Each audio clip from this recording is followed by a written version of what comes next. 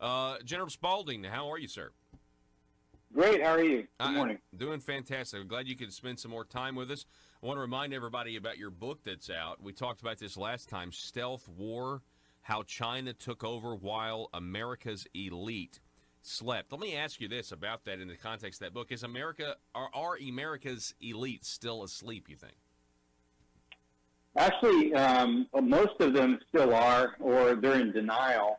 However, some have started to wake up. In fact, last week, Schwartzman, the head of BlackRock, mentioned that, essentially China had taken advantage of the U.S. Now, this is kind of the first mention of anything like this out of Wall Street since all of these tariffs and everything started to take place.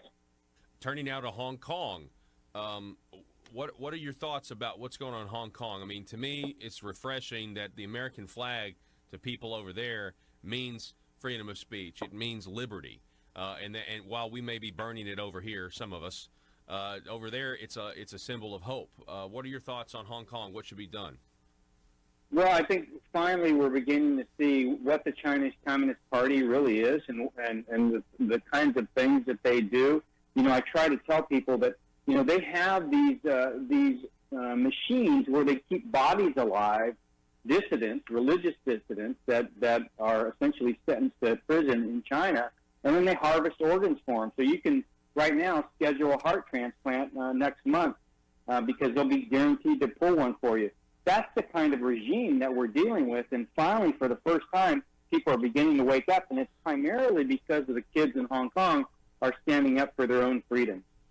Hang on. I would just like for you to repeat that for us. You're telling me that there are like machines that keep dissidents alive, and then they go and they harvest their organs. That's exactly right. And so the first country, and the only country, by the way, to ban travel to China for organ harvesting was Israel. A heart surgeon over there realized what was going on because one of his patients said, "Hey, I'm going next month to get a heart transplant." He said, "How can you schedule it?" And so he did some investigation and found out, they were taking dissidents, essentially taking their organs and killing them, and they created an industry out of it. I just don't think people understand what the regime is capable of.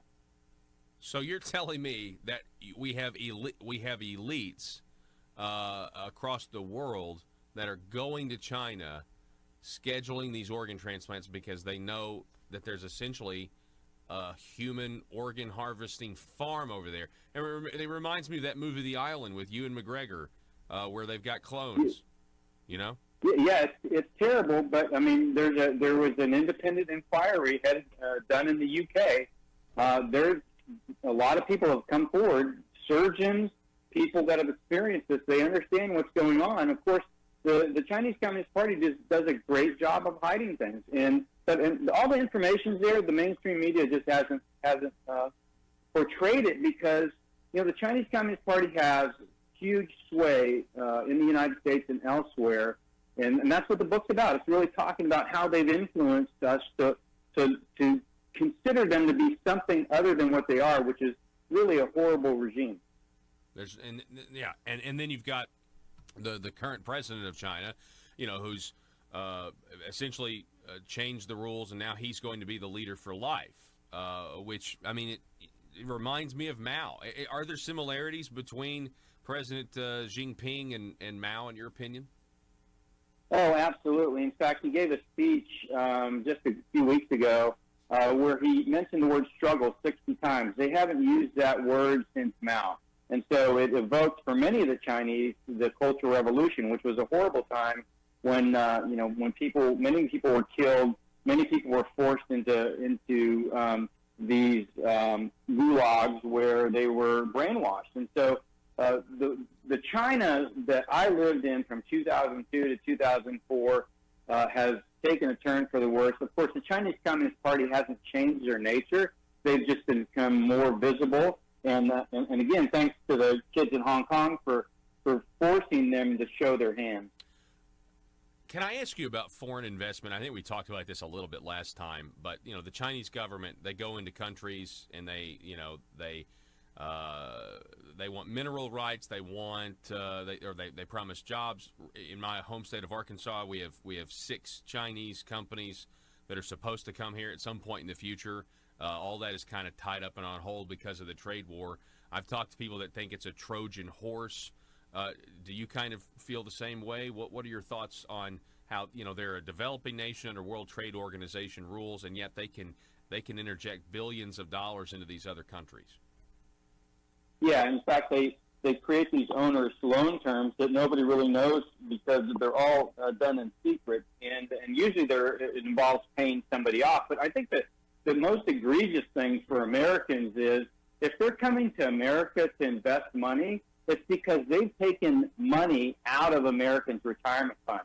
So right now, Wall Street is sending money from our retirement funds over to China, and what they do is turn around and come back and buy some strategic piece of technology or property here in the United States with our own funds.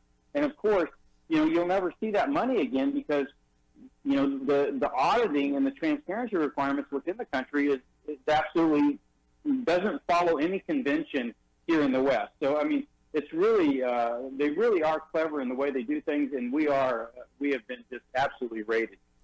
Okay, that's huge news about, you know, this. Essentially, it's a cycle, you know, coming from America to China, then back into America.